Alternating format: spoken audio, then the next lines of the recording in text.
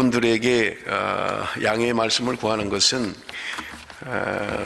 이 본문의 말씀을 오늘 좀 끝내려고 그랬는데 지난주에 제가 설교를 하면서 3장에 못한 부분들이 있어요. 여러분들이 이해하는데 조금 어려울 것 같아서 그 본문을 좀 하고 해야 될 것 같은데 그걸 하다 보니까 이 본문의 말씀을 또 못하겠는 거예요. 그래서 제가 하는 데까지 하도록 하겠습니다. 그리고 만약에 시간이 안 되면 이 본문의 말씀을 다음 주에 제가 뒤에 후반부에 고린도후서의 말씀을 증거하려고 그랬는데 그거는 다음에 하도록 하고 한 번 더 그렇게 하도록 하겠습니다. 여러분 3장 고린도후서 3장 12절 13절 말씀을 우리 한번 같이 읽습니다. 고린도후서 3장 12절 13절 말씀입니다.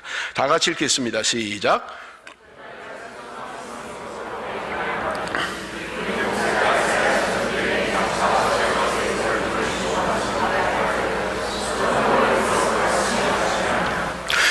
지난주에 그 설교하면서 그 새 언약의 일꾼에 관한 말씀을 여러분들에게 말씀을 드렸어요. 그래서 새 언약이 있으면 옛 언약도 있다 그렇게 말씀을 드렸고요. 옛 언약은 고린도후서에서 이야기하는 것처럼 모세로 말미암아 주신 직분들이라고 말씀을 드렸어요. 그래서 모세에게 주신 직분, 그것은 의문의 글로 기록된 십계명을 이야기하고 있고요. 율법의 직분이다, 정죄의 직분이다 그렇게 성경은 말씀하고 있고, 바울은 자신에게 준 직분이 영의 직분이고 의의 직분이다 그렇게 말씀을 드렸습니다.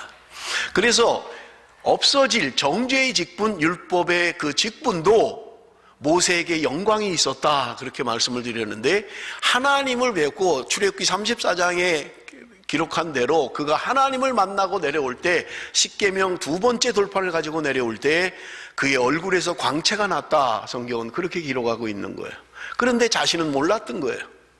그런데 그 이스라엘 백성들은 모세의 그 광채를 바라보면서 두려움을 가졌던 것입니다. 그래서 오늘 이 부분에 대한 말씀을 집중적으로 좀 말씀을 드리려고 합니다. 그런데 여기 12절에 보면 우리가 이 같은 소망이 있으므로 담대히 말하노니 이렇게 이야기하고 있어요. 여기 보면 이 같은 소망이 있으므로 어떤 소망이 있다는 거예요. 무슨 소망이 있다고 이야기하는 거예요.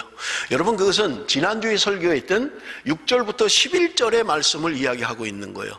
새 언약의 일꾼의 소망인 것입니다. 그것은 이 땅에 눈으로 바라보는 것들이 아니라고 말씀을 드렸어요. 그래서 바울이 하나님 앞에 예수 그리스도를 만난 이후에 그의 삶은 영광스러운 것 같지만 죽을 고비를 수없이 넘기고 매도 많이 맞고 감옥에도 여러 번 가고, 그리고 배고픔과 추위와 더위와 죽음의 그런 위협들을 많이 느꼈다고 말씀을 드렸습니다. 그래서 고린도후서 1장에도 살 소망마저 끊어졌다 그렇게 이야기하고 있는 거예요. 그리고 안으로는 두려움이 있고 밖으로는 생명의 위협을 느끼는 그런 삶을 살고 있다고 바울은 고백하고 있는 것입니다. 예수를 믿은 이후에 바울의 삶이라고 하는 것은 영광된 것이 아니었다는 거예요. 어떻게 보면 세상 사람의 눈으로 보면 망한 자예요. 그렇게 잘 나가던 사람이 예수 믿고 나서 망한 거예요. 전혀 소망이 없는 것 같아요. 그런데 바울은 이야기하고 있는 것입니다. 여러분, 우리가 읽은 고린도후서 4장 18절에 보면 눈에 보이는 것이 아니라 눈에 보이지 않는 영원한 것을 소망하고 있다. 내가 비록 지금 수없는 죽음의 위협을 당하고 있지만, 그리고 지금 내가 편하지 않은 육체의 연약함을 가지고 있지만, 그럼에도 불구하고 소망하는 것이 있는데 그것은 눈에 보이는 세상의 것이 아니다. 눈에 보이지 않는 영원한 것을 소망하고 있다. 지금 바울은 그렇게 이야기하고 있는 것을 우리는 볼 수 있는 것입니다.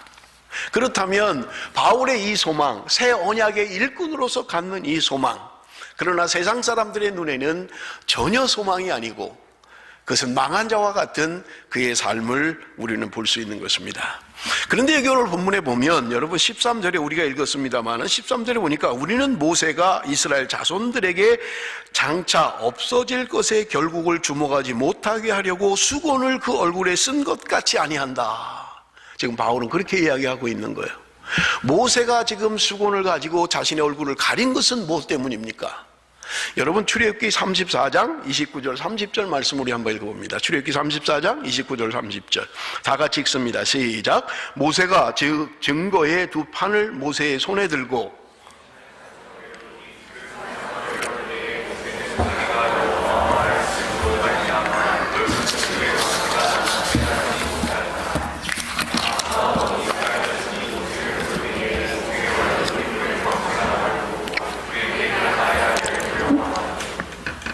여러분 출애굽기 34장에는 모세가 수건을 쓴 이유를 설명하고 있습니다. 말씀드린 것처럼 하나님의 법궤, 하나님의 십궤를 받아서 시내산에서 내려올 때 하나님의 영광을 보았던 그 모세의 얼굴에 빛이 났던 거예요. 하나님의 영광이 투영되고 하나님의 영광이 반영됐던 것입니다. 그런데 성경은 자신은 그 빛을 몰랐다고 이야기하고 있는 거예요. 그러니 무슨 레이저 광선처럼 자기 얼굴에서 쫙 빛이 나가서 내가 돌리면 빛도 쫙 돌아가고 그런 게 아니었다는 거예요. 모세는 자기가 빛이 나는 걸 전혀 몰랐어요. 그럼에도 불구하고 모세를 바라보는 사람들은 모세의 얼굴에서 나오는 광채로 인해서 그를 쳐다볼 수 없었고 출애굽기는 두려워했다, 그렇게 이야기하고 있는 거예요. 그래서 모세가 수건으로 얼굴을 가릴 수밖에 없는 그런 상황이었다고 이야기하고 있는 거예요. 그런데 이 출애굽기의 말씀을 지금 바울은 고린도후서 3장 13절에 설명을 하고 있는 거예요. 그러면서 뭐라고 이야기합니까?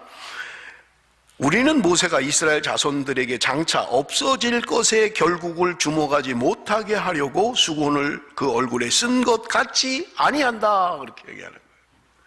지금 바울은 이야기하기를 모세의 얼굴에서 광채가 났지만 그 광채라고 하는 것은 시간이 가면 없어질 것이다, 그렇게 이야기하고 있는 거예요. 사람들은 그것을 두려워해서 감히 쳐다보지 못했지만 바울은 이야기하기를 그 사람들이 두려워하는 그 얼굴의 광채, 그것도 사라지게 될 것이다, 그렇게 말씀하고 있는 것입니다. 여러분, 그러나 우리가 신앙생활 하면서 자꾸 이런 것에 주목을 하는 거예요.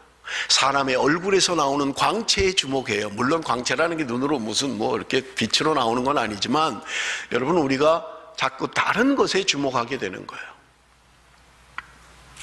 여러분, 그 사람이 바르게 살면, 말씀대로 살면 사람들은 두려워하게 되는 거예요.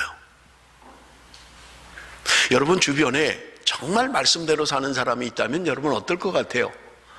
여러분 그 사람하고 말을 하면 두려움을 느끼는 거예요. 조심하게 되는 거예요. 제가 그래서 전에 한번 말씀을 드렸잖아요. 국민학교 5학년생인데 바르게 사니까 그 부모님이 권사고 장로인데도 두려워하는 거예요. 어린아이인데 빈틈이 없는 거예요. 언제나 말씀대로 살려고 하고 말씀대로 하려고 하고, 그러니까 부모님도 두려워하는 거예요. 여러분, 우리가 교회 안에 정말 말씀대로 순종하며 말씀대로 살려고 몸부림치는 사람이 있으면 사람들은 두려워하게 됩니다. 왜냐하면 나는 그렇게 살지 못하기 때문에 그런 거예요. 이스라엘 백성들이 모세에게 좀 가려주십시오, 당신의 얼굴을 볼 수 없습니다 라고 하는 것은 그로 말미암아 죄의식을 느끼고 그것 때문에 자유함을 누릴지는 모르지만 하나님의 영광에 이르지를 못하는 거예요. 그렇기 때문에 여러분, 오늘 우리가 자꾸 다른 것에 주목하게 된다는 거예요. 그런데 바울은 이야기하기를 그 모세가 받은 영광, 그 율법으로 말미암아 주어진 그 영광도 사라질 것들이다, 그렇게 이야기하고 있는 것을 우리는 볼 수 있는 것입니다. 여러분, 우리 한번 성경을 좀 보겠습니다. 고린도후서 3장 14절, 우리 12절 13절까지 읽었는데 여러분 14절 말씀을 우리 한번 같이 읽겠습니다. 14절 말씀 다 같이 읽습니다. 시작.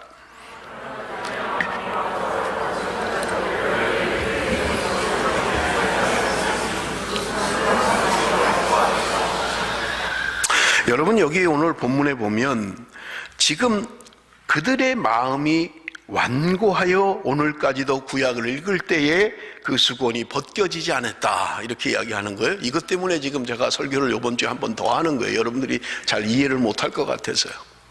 무슨 이야기를 하고 있는 것입니까? 지금 바울이 설교하는 시점과 모세가 수건을 가렸던 시점은 적어도 1500년의 간격이 있어요. 그죠? 지금 1500년 전에 일어났던 일을 바울이 설교하면서 이야기하면서 지금도 그들의 눈에 수건이 가리워져서 하나님의 말씀을 읽을 때 제대로 해석을 못하고 제대로 이해하지 못한다라고 하는 것을 이야기하고 있는 것입니다. 그런데 그 가리워진 이유가 무엇입니까? 여기 오늘 본문에 보니까 그들의 마음이 완고하여, 그들의 마음이 완고해져서 하나님의 말씀을 이해하지 못하게 된다는 게 뭔가 가려져 있다는 거예요. 그들의 마음이 완고해지니까 수건에 가려진 것처럼 뭔가 제대로 보지 못하고 제대로 깨닫지 못하게 된다고 이야기하고 있는 것입니다. 더군다나 모세의 얼굴에 비춰진 그 영광의 광채, 그것을 바라볼 수 없게 된다는 거예요. 바울은 지금 이야기하고 있는 거예요. 우리에게 뭔가 수건이 가려져 있다는 거예요. 그런데 그 수건이라고 하는 것은 오늘 우리의 마음의 완고함 때문에 그렇게 됐다고 성경은 이야기하고 있는 것을 볼 수 있습니다. 지난주에 제가 설교하면서 사실은 못했던 게 뭐냐면 새 언약에 대한 말씀이 예레미야 말씀뿐만 아니라 에스겔 말씀에도 분명하게 있음에도 불구하고 제가 다 못했어요. 너무 시간이 많이 가서. 오늘 한번 우리 보겠습니다. 에스겔서 36장 26절 27절 우리 한번 말씀을 보겠습니다. 에스겔서 36장 26절 27절 말씀 다 같이 읽습니다.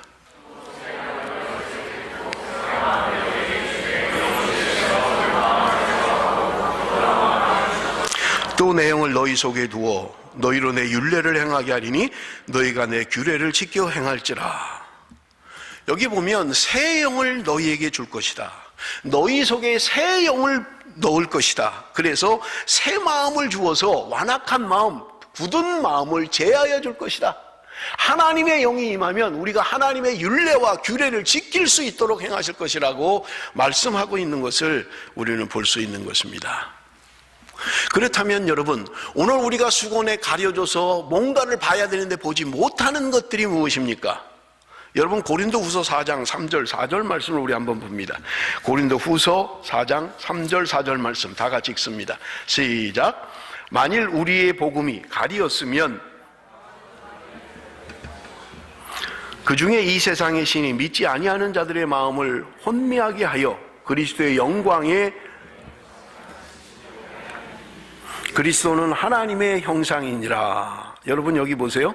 지금 뭔가 수건에 가려져 있는 것을 바울은 이야기하기를 그들의 완악한 마음 때문에 수건에 가려져 있다고 이야기하고 있는 거예요. 마음이 완악하면 뭔가 가리워져서 하나님의 영광을 바라볼 수 없게 된다고 이야기하고 있는 것입니다. 그런데 여러분, 오늘 고린도후서 4장 3절 4절에는 뭐라고 이야기합니까?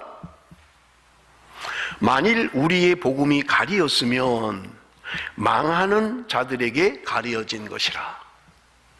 만약에 우리가 뭔가 가려져 있다면 그것은 망하는 자들에게 가려져 있다는 거예요. 그러면서 여러분 4절 보세요.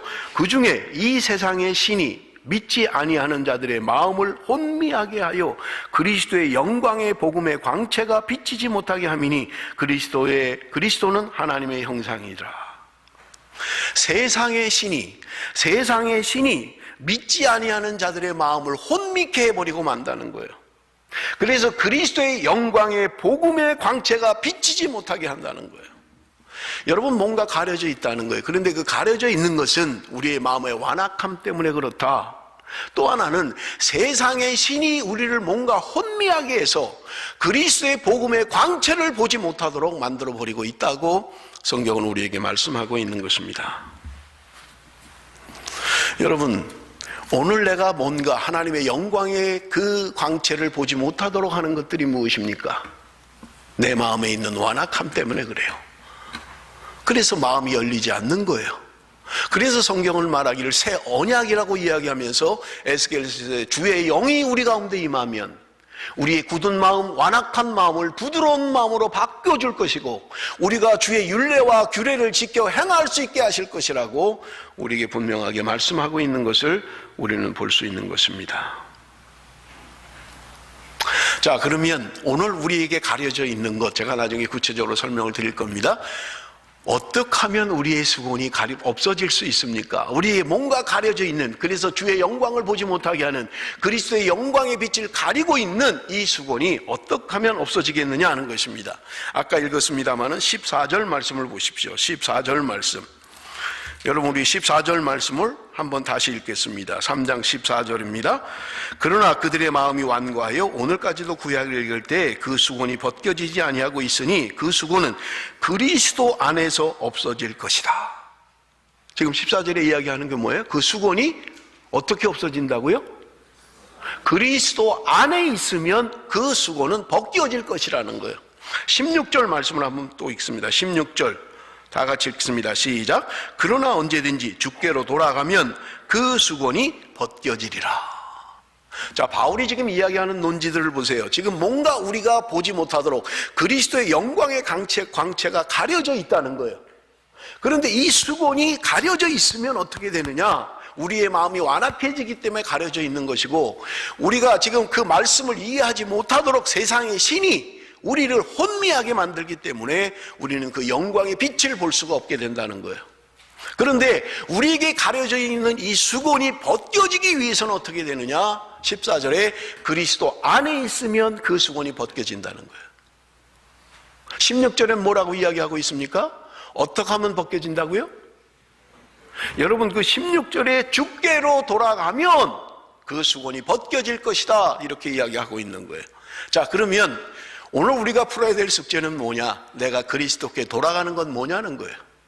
그리고 내가 주께로 돌아가는 것, 그것이 도대체 뭐냐는 것입니다. 그거를 해결해야, 내가 그리스도 안에 있는 것과 내가 주께로 돌아가는 것을 해결해야 우리의 가려져 있는 수곤이 벗겨지게 될 것입니다. 자, 바울이 지금 이야기하는 것들을 보세요. 뭔가 지금 가려져 있는 수곤으로 인해서 우리가 봐야 할 그리스도의 영광을 보지 못하고 있다고 지금 바울은 이야기하고 있는 것입니다. 그런데 그것이 그리스도 안에 있으면, 우리가 주께로 돌아가면 그 수곤이 벗겨질 것이라고 말씀하고 있는 거예요. 자, 그러면 오늘 우리의 수곤이 벗겨지지 않는 이유는 뭡니까? 내가 그리스도 밖에 있기 때문에 그렇다는 거예요. 내가 주께로 돌아가지 않기 때문에 뭔가 가려져서 아직도 보지 못하고 있다고 바울은 이야기하고 있다는 말입니다. 그렇다면 내가 그리스도 내 밖에 있는 것, 그리고 내가 주께로 돌아가는 것은 무엇이냐 하는 것입니다. 여러분, 우리가 주께로 돌아가는 것, 여러분, 바울은 지금 회심의 사건을 이야기하고 있는 거예요. 우리가 주님께로 돌아가야만 한다는 거예요.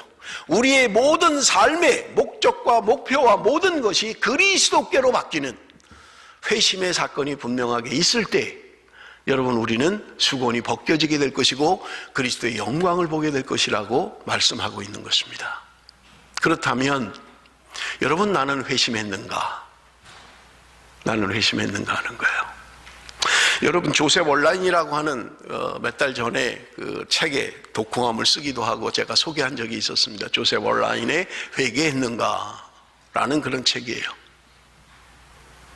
여러분, 우리가 착각하는 것들이 뭐냐면, 내가 그리스도의 교회에 몸담고 있는 것이 회심이라고 착각한다는 거예요. 내가 주일 예배에 빠지지 않고 나오는 것이 내가 회개했다고 생각하고 있다는 거예요. 여러분, 회심의 분명한 증거는 우리의 삶에 참된 성화가 일어나고 있는가 하는 것입니다. 여러분, 우리가 주의할 것이 뭐냐면, 종교적인 변화와 복음적인 변화는 분명하게 다르다는 거예요. 그럼에도 불구하고 오늘 우리가 나는 회심했습니다 라고 하는 것들이 종교적인 변화를 자꾸 얘기한다는 거예요. 교회 안 다니는 제가 교회를 다니기 시작했습니다. 내가 아무것도 아니었는데 교회 집사가 됐습니다. 내가 아무것도 아니었는데 교사를 하고 있습니다. 내가 성가대를 하고 있습니다. 내가 주를 위하여, 주의 교회를 위하여 열심히 봉사하고 있습니다. 여러분, 이런 것들은 종교적 변화라는 거예요. 이것은 얼마든지 노력하면 얻을 수도 있다는 거예요. 그럼 복음적 변화는 뭐냐? 내가 전혀 예수 그리스도의 복음에 대하여 무관하던 사람이 오늘 복음적 변화로 말미암아 예수 그리스도 그분이 내 인생이 얼마나 소중한가를 깨닫게 된다는 거예요. 그리고 내가 이제까지 관심하고 바라보던 것들이 완전히 방향을 바꿔서 다른 것을 바라보게 된다고 우리에게 분명하게 말씀하고 있는 것을 우리는 볼 수 있는 것입니다. 그렇다면 오늘 나는 그런 변화가 내게 있는가? 여러분, 제가 지난주에 설교하면서 커피 먹는 이야기를 했잖아요. 그래서 저는 그 커피를 원액으로 잘 못 먹기 때문에 물에 타서 원액을 물을 좀 부어서 나한테 먹기 쉽게 편하게 그렇게 마신다고 여러분들에게 말씀드린 적이 있습니다. 그런데 여러분 A.W. 토저라고 하는 사람이 있는데 에이든 윌슨 토저라고 하는 사람이에요. 1963년도에 돌아가셨는데 이분은 미국 목회자들이 이야기하기를 20세기의 선지자다 할 정도로 아주 복음적인 목사입니다. 그런데 그분이 이런 이야기를 했어요. 10가지 유명한 말을 했는데 그 중에 하나가 제가 좀 여러분들에게 들려주고 싶은 이야기가 있어서 그분이 이런 이야기를 했어요. 만약 오늘날 교회에서 성령을 뺀다 해도 우리가 하는 일의 95%가 계속될 것이고 아무도 차이를 알지 못할 것이다. 만약 신약교회에서 성령을 뺀다면 그들이 행했던 일의 95%는 멈췄을 것이고 모두 그 차이를 알았을 것이다. 오늘날 우리가 교회에서 행하는 것들의 95% 성령을 빼도 95%는 그냥 지속될 거라는 거예요. 그런데 만약에 신약교회에서 성령을 빼버리면 95%는 하던 일을 다 멈춰버리고 말 거라는 거예요. 여러분, 이 알빈 토저라고 하는 사람이 재밌는 말을 했는데 뭐라고 했냐면 독은 독이로 돼 물을 타서 사람을 죽일 수 없는 독이 되었고 약은 약이로 돼 물을 타서 사람을 살릴 수 없는 약이 되었다. 현대 설교를 비판한 거예요. 현대 교회의 설교를 이렇게 비판했어요. 독은 독인데 물을 타서 사람을 죽일 수 없는 독이라는 거예요. 약은 약인데 독을 타서 사람을 살릴 수 없는 약이라는 거예요. 오늘날 설교가, 강단에서 행해지는 설교가 그저 마시기 좋게 커피에 물을 타서 먹듯이 오늘날 복음이 희석되었다는 말입니다. 뭔가 외치긴 하는데 물을 타가지고 독도 되지 않아요. 뭔가 살릴 것 같은데 그 약에 물을 타서 사람을 살리지도 못하는 어정쩡한 복음. 이것도 아니고 저것도 아니고 세상적이지도 않고 복음적이지도 않고 그냥 그렇고 그런. 이것이 현대 강단을 망치고 있다. 현대 교회를 망치는 원인이다. 그는 그렇게 이야기하고 있는 것을 우리는 볼 수 있는 것입니다. 여러분, 오늘 우리가 그리스도 안에 있을 때 우리가 주님께로 돌아가면 우리 안에 가려져 있는 수건이 벗어질 것이라고 성경은 우리에게 분명하게 말씀하고 있는 것입니다. 그러면 여러분 18절을 우리 한번 같이 읽어봅니다. 3장 18절, 고린도후서 3장 18절 다 같이 읽습니다. 시작. 우리가 다 수건을 벗은 얼굴로 거울을 보는 것 같이 주의 영광을 보매 그와 같은 형상으로 변화하여 영광에서 영광에 이르니 곧 주의 영으로 말미암음이니라. 굉장히 중요한 말씀이에요. 우리가 다 수건을 벗은 얼굴로 거울을 보는 것 같이 주의 영광을 보매 우리의 수건이 걷어지면 주의 영광을 보게 된다는 거예요. 그런데 여러분, 주의 영광을 보게 되면 그 다음에 어떤 현상이 오느냐? 그 다음에 뭐라고 그래요? 그와 같은 형상으로 변화하여 영광에서 영광에 이르게 된다. 여러분, 오늘 우리가 변화되는 것, 그것은 어떤 인위적인 방법으로 우리가 변화되는 것이 아님을 우리에게 분명하게 말씀하고 있는 거예요. 우리가 주의 영광을 보면 우리가 그의 형상을 따라 변화하게 될 것이라고 말씀하고 있는 것입니다. 그런데 여러분, 오늘 그 변화, 내가 주의 영광을 바라볼 수 있는 그 변화는 무엇으로 말미암아 기인한다고 오늘 18절은 이야기합니까? 곧 주의 영으로 말미암음이니라. 성령으로 말미암아 오늘 우리에게 이러한 변화가 생기게 된다는 거예요.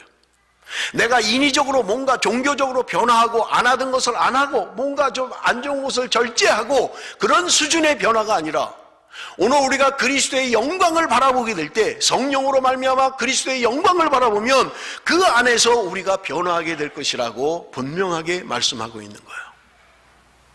그래서 제가 여러분들에게 종교적 변화와 복음적 변화를 구분했던 거예요. 조금 달라졌어요. 교회를 안 다닐 때보다는 그래도 좀 착해졌어요. 그렇게 노력도 해요. 부단히 세상을 살아가면서 그래도 좀 선하게 살려고 노력해요. 그런데 그것은 성경에서 말하고 있는 변화가 아니라는 거예요. 하나님이 오늘 우리에게 기대하는 그런 변화가 아니라는 거예요.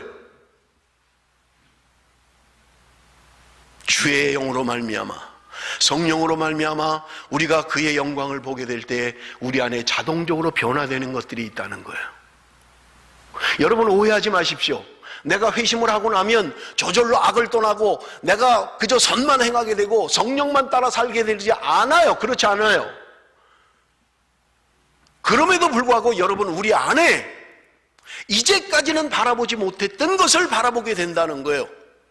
내가 전혀 경험해보지 못한 새로운 세계가 분명하게 열려진다고 성경은 우리에게 말씀하고 있는 것입니다. 그게 뭡니까?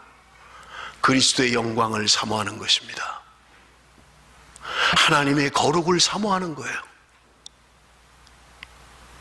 여러분 이것은 경험해보지 않으면 여러분 종교적인 변화를 가지고 이야기할 수 있는 것들이 아닙니다. 여러분은 성경 안의 인물들을 보십시오. 여러분 사울이 바울로 변했잖아요. 나는 세상에서 최고야, 나는 세상에서 가장 잘 나갈 사람이야, 이름이 그랬어요. 사울이라는 이름은. 그런데 그가 그리스도를 만난 다음에 이름을 바꿨어요. 바울이라는 이름으로 바꿨어요. 나는 세상에서 가장 보잘것없는 자다. 그는 예수를 믿기 전에 잘 나가는 사람이었습니다. 로마의 시민권을 가지고 있었고 대단한 학문의 위대한 사람이었습니다. 그런데 그가 그리스도를 만났을 때 나는 모든 것을 그리스도를 위하여 버린다고 이야기했습니다. 나는 오직 그리스도의 복음, 그 영광만을 추구한다고 이야기했던 것입니다. 우리가 지난주에도 살펴본 것처럼 그런 영광된 선교사의 길을 간 게 아니에요. 수많은 교회를 세웠습니다마는 수많은 사람들이 자기의 사도권마저도 부인하고 거짓 사도로 말미암아서 여러분 그는 쉽지 않은 길을 갔던 것입니다. 수없는 고통과 수없는 죽음의 위협을 느끼며 그렇게 살았던 것입니다. 여러분 오늘 우리가 물에 탄 것과 같은 희석된 복음이 무엇입니까?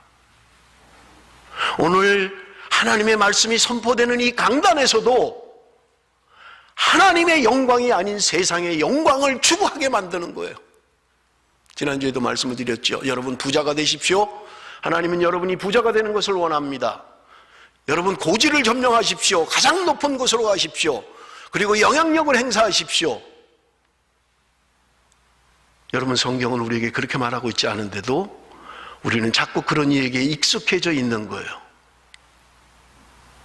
낮은 데로 가십시오. 죽음의 길로 가십시오. 내가 죽어야만 합니다. 성경이 말하고 있는 거예요. 내가 죽어야 내 안에 그리스도가 산다고 이야기하고 있는 거예요. 그런데도 우리는 세상의 영광을 자꾸 추구하는 거예요. 제가 일부 예배 때 처음 말씀을 시작하면서 소망에 대한 이야기를 하면서 얘기했어요. 여러분의 소망은 무엇입니까? 다시 묻습니다. 예수를 믿는 여러분의 소망은 무엇입니까? 왜 예수를 믿습니까? 여러분 세상의 영광을 구하는 것이라면 내가 예수를 믿고 사업이 잘 되고 내가 예수를 믿고 건강을 회복하고 내가 예수를 믿고 세상적인 부귀와 영광을 추구하는 것이라면 사도 바울은 망한 사람입니다. 뭐 이런 사람이 있습니까? 왜 40명씩 바울을 죽이겠다고 밥도 안 먹고 쫓아다닙니까? 두들겨 맞아서 죽을 지경에 이르러서 버려진 데 살아났어요. 줄을 타고 성에서 도망을 다녔어요. 무슨 이런 영광이 있어요? 바울은 망한 사람이에요. 여러분 바울이 이야기하는 고린도후서를 통해서 우리에게 말씀하는 논지가 무엇입니까? 나는 이 땅에서 세상의 영광이 아니라 죽을 고비와 수없는 생명의 위협을 느끼고 살지만 사람들이 나를 인정조차 하지 않고 나를 그저 만물의 찌꺼기같이 여기는 사람들이 있지만 그럼에도 불구하고 나에게 소망이 있는 것은 이 땅에서가 아니라 고린도후서 4장 18절에 말씀하는 것처럼 보이지 않는 하나님의 영광, 우리의 눈에 보이지 않는 하나님의 영광이 있기 때문에 그 소망 때문에 오늘 내가 살아가는 존재 이유라고 말씀하고 있는 거예요. 사랑하는 성도 여러분, 다시 묻습니다. 나는 왜 예수를 믿습니까? 무엇을 기대하는 거예요? 예수를 믿고 어떤 삶을 기대하십니까?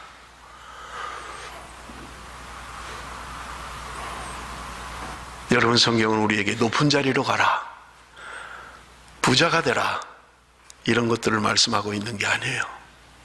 낮은 자리로 가십시오. 네가 죽어야만 네 안에 그리스도가 살 수 있다, 우리에게 말씀하고 있는 거예요. 사랑하는 성도 여러분, 오늘 우리가 꿈꾸는 것이 이 세상의 영광이라면, 이 세상에서 남보다 더 잘 누리고 남보다 더 많이 갖고 남보다 더 이 세상을 즐기기를 위하여 예수 그리스도를 믿는 거라면 여러분, 포기해야만 합니다. 성경은 우리에게 그렇게 말씀하고 있지 않아요. 죽어야 된다. 네가 깨져야 된다. 네가 중요한 것이 아니라 보배가 중요한 것이다.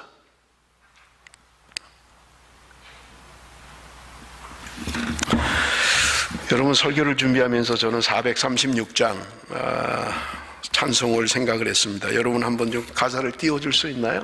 특별히 2절의 말씀이, 2절의 가사가 저에게 감동을 주었습니다. 주 안에 감추인 새 생명 얻으니 이전에 줬던 것 이제는 값없다. 하늘의 은혜와 평화를 맛보니 찬송과 기도로 주 함께 살리라. 산천도 초목도 새 것이 되었고 주인도 원수도 친구로 변한다. 새 생명 얻은 자 영생을 누리니 주님을 모신 마음 새 하늘 이로다. 주 따라가는 길 험하고 멀어도 찬송을 부르며 뒤따라가리라. 나 주를 모시고 영원히 살리라. 날마다 섬기며 주와 함께 살리라. 사랑하는 성도 여러분, 예수를 믿고 나서도 여러분의 삶의 목표가 동일합니까? 내가 예수 그리스도 안에서 회심을 하고도 여러분, 내 삶의 목표가 이전과 동일합니까? 여러분, 나는 거듭나지 않은 것입니다. 나는 거듭나지 않았어요. 그 상태로는 구원받지 못합니다. 여러분, 분명하게 성경에서 이야기하고 있는 것은 오늘 우리가 예수 그리스도를 영접하고 새 사람이 되고 나서 고린도후서 5장 17절에 말씀하는 것처럼 새로운 피조물이 됐다는 거예요. 우리의 추구하는 바가 뭔가 달라야 된다는 거예요. 물론 우리 안에 싸움이 있어서 싸움에 질 때도 있어요. 하나님의 영광을 사모하고 가지만 여러분, 우리가 때로 실패할 때도 있을 것입니다. 그러나 여러분, 우리 속에 하나님의 영광, 하나님의 거룩하심, 그것이 우리에게 사모가 되어야 된다는 거예요. 여러분, 하루 24시간을 여러분 돌이켜 보십시오. 나는 얼마나 하나님의 영광을 사모하고 있습니까? 내가 얼마나 주의 영광을 바라보고 있습니까? 24시간 내내 세상의 염려와 세상의 근심과 세상의 것들로 내 안에 가득 차 있다면 여러분, 나는 구원받지 못한 것입니다. 왜냐하면 우리 안에 있는 하나님의 영이 내가 정말 거듭난 그리스도인이라면 그렇게 살도록 내버려 두지 않기 때문에 그래요. 하나님의 은혜를 사모하게 되어 있고 하나님의 거룩을 사모하게 되어 있습니다. 오늘 저는 마이피 수료생들이 간증하는 이야기를 들으면서 여러분, 우리의 삶은, 우리의 신앙은 우리의 삶 가운데 경험되어져야만 하는 것입니다. 하나님의 위대하심, 하나님의 그 영광, 하나님의 거룩하심은 여러분, 뭔가 그냥 추상적인 떠도는 것들이 아니라 오늘 내 삶 가운데 분명하게 살아계셔서 역사하시는 그 하나님을 경험하는 것이라고 저는 생각합니다. 사랑하는 성도 여러분, 나는 무엇을 향하여 달려가고 있습니까? 세상의 것들, 썩어질 것들을 사모하고 바라보고 있습니까? 아니면 바울이 말씀하는 것처럼 영원히 썩지 아니하는, 이 세상에 만질 수 없는, 바라볼 수 없는 영원한 것들을 사모하며 가고 있습니까?